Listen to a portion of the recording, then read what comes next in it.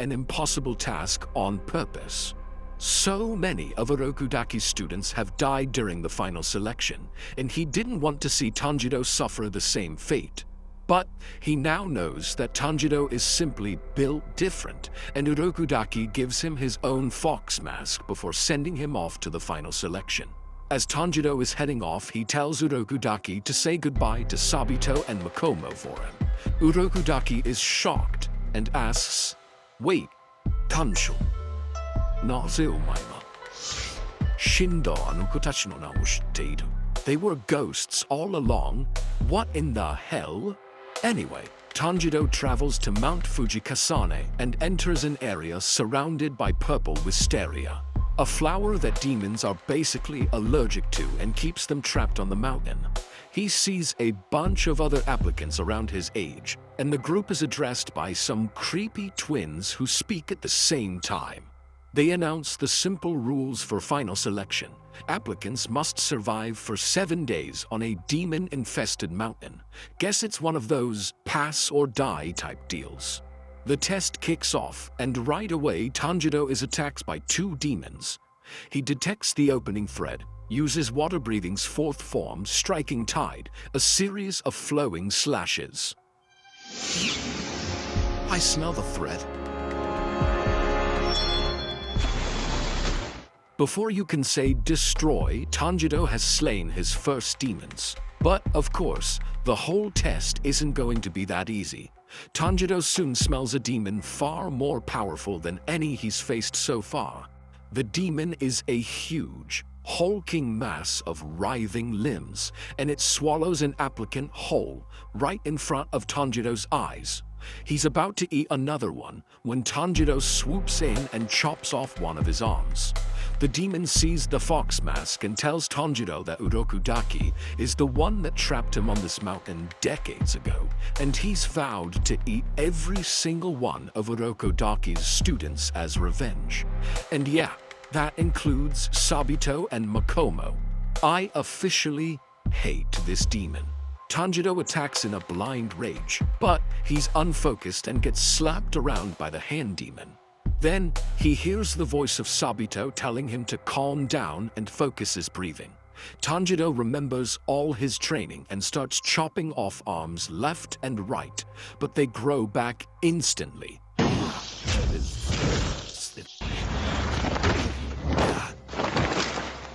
Tanjiro then uses his famous headbutt to deflect a grab and focuses his sense of smell to predict where the arms will attack. Soon enough, he's running along one of the demon's giant arms when he detects the opening thread. Damn, I just can't get enough of that animation. And demon crumbles to ash in front of Tanjiro, but our fave big bro senses the sadness and regret in the demon's heart and holds his hand as he dies. Now, Sabito, Makomo, and the rest of the students will all be able to rest in peace. The final selection continues, but after his big showdown, the rest of the test is a walk in the park for Tanjiro.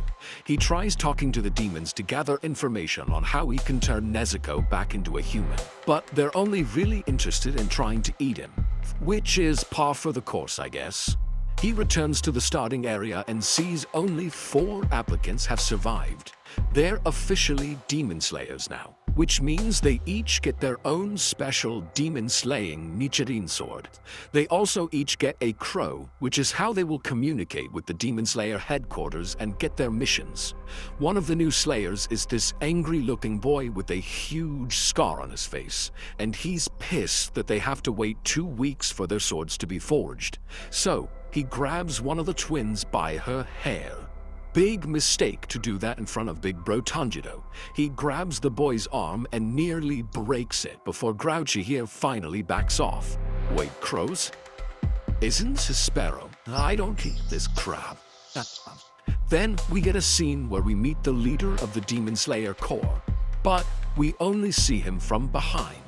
He seems like a pretty good dude though, and is excited to hear that more Slayers, who he refers to as his children, will be joining the Corps. More on him later though. Tanjiro heads back to Urokudaki's place and is shocked to see his sleepyhead sister is finally awake. Apparently, Nezuko really is different from other demons, and she's able to recover her strength just by sleeping instead of eating people. That's handy. Tanjiro tells Urokodaki that he was able to get vengeance by killing the hand demon. Which, come to think of it, Urokodaki knew every one of his students was killed by the same demon, and he didn't even think to warn Tanjiro. Well, all's well that ends well.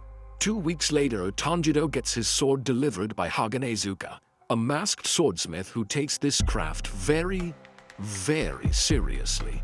Tanjiro tries to invite the dude in for some tea, but he just wants to yap about swords. See, Nichiren swords are extra badass because when they are drawn for the first time, they change their color depending on the user. Tanjiro unsheaths his weapon and the blade turns pitch black, which is one of the rarest colors, but not in a good way. No slayer with a black blade has ever gotten very far as a swordsman. And upon seeing Tanjiro's black blade, Mr. Swordsmith goes ballistic. Yeah, I'm not sure they should even be letting this guy leave the forge. But I was really hoping I get to see the sword to right, Brad. Suddenly, Tanjiro's crow swoops in with his first official orders as a demon slayer. He must report to a nearby town where young women have been disappearing, find the demon responsible, and take it down. Ooh, alright, I'm starting to get hyped here. Fit check. Tanjiro puts on his new Demon Slayer uniform, and he looks like he was made to wear it. It's waterproof, fire-resistant, and strong enough to resist attacks from low-level demons. He also gets one last gift from Urokodaki, a new, lightweight wooden box to carry Nezuko in. With his new gear equipped, Tanjiro heads to his first mission. As soon as he gets to town, Tanjiro questions a young man named Kazumi who witnessed his fiancée getting taken by the demon. It's happening every night, it's very creepy, tragic, dreadful. As soon as night falls, another girl will be abducted. Kazumi brings Tanjiro to the alley where it all went down, and Tanjiro is immediately on all fours sniffing the ground like a dog. Don't worry guys, he's a professional. He can definitely tell a demon was there, just not where he went. So the only thing left to do is wait until nightfall. In another part of town, a young woman is going to sleep, when suddenly, a pool of murky water appears around her bed. A demon's arms emerge from the inky swamp and pull the girl in. Even all the way across town, Tanjiro picks up the scent immediately and stabs into the ground at the exact place the demon is hiding. This hurts the swamp demon and gives Tanjiro an opportunity to rescue the girl. Tanjiro asks Kazumi to hold the girl while he clocks in to slay some demon. There are some things I want to know.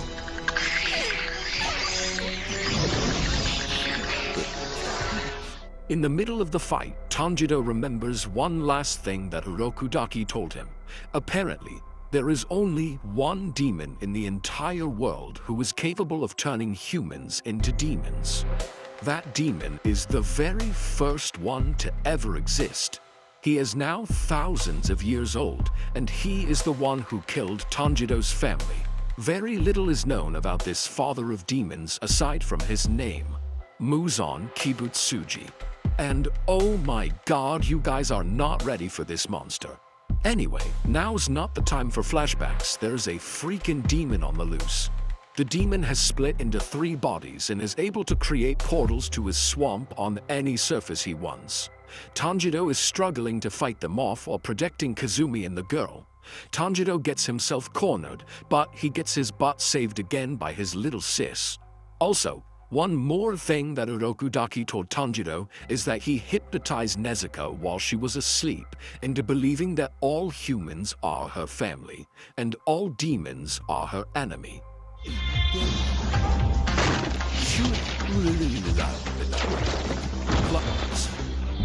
Yeah, that's the kind of brainwashing that actually saves lives. Though charges at the swamp demon, but Tanjiro tells her to come back and focus on protecting the 2 humans while he attacks. With that said, Tanjiro jumps right into one of the demon's swamp portals. The demon thinks that Tanjiro is totally screwed now that he's in the swamp. but he's underestimating Big Bro. Tanjiro trained on a mountain where the air was super thin, and down here his water-breathing forms will be extra strong. It's super effective. Up on the surface, Nezuko is fighting the demon's last body, and despite having no training, she's kinda whooping his horned ass. The demon gets in a lucky scratch to Nezuko's face and stuns her, and that's when Tanjiro shoots out of the swamp and takes off the demon's arms. Another win for the Slayer Corps. Yo, I'm gonna drill a hole right through your face. Tanjiro demands information about Muzan Kibutsuji, but the demon is more afraid of Muzan than he is of death. Yeah, I can't stress this enough, but Muzan is a villain's villain. He's just that guy. Anyway, the swamp demon tries to flee and Tanjiro takes his head off. Sadly though, Kazumi realizes they were far too late to save his fiancée and is completely heartbroken. Tanjiro tells him that he must keep living for the sake of the dead, but Kazumi grabs his shirt and asks Tanjiro what the hell could he possibly know about losing someone. Dude, you're actually better off by comparison. At this point, Tanjiro just smiles and hands Kazumi a hairpin that belonged to his fiancée. Something in Tanjiro's eyes tells Kazumi that they may be more similar than he realized. He apologizes to Tanjiro and promises to take care of the rescued girl. No rest for the weary when you're a demon slayer though, because it's not even 5 seconds before Tanjiro gets his next mission in the district of Asakusa in Tokyo.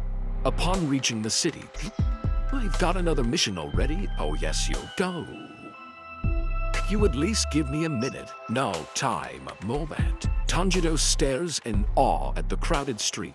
Our simple mountain boy has never seen a big city like this.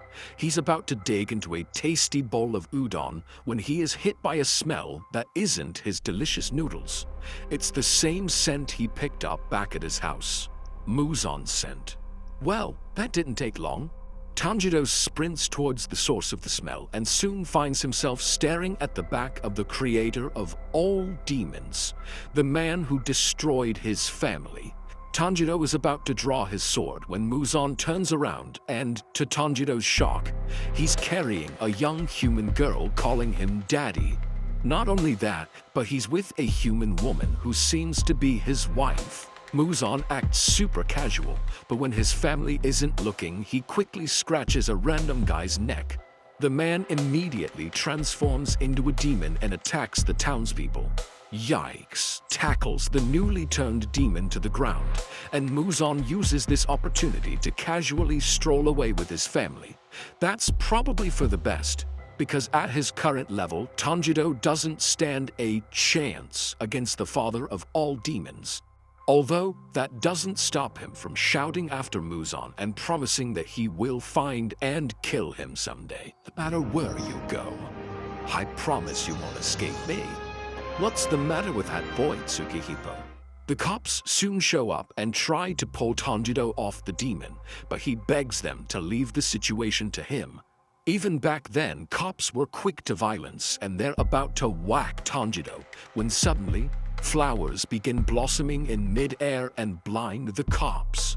This is a blood demon art, and it is incredibly useful when it comes to distracting its targets.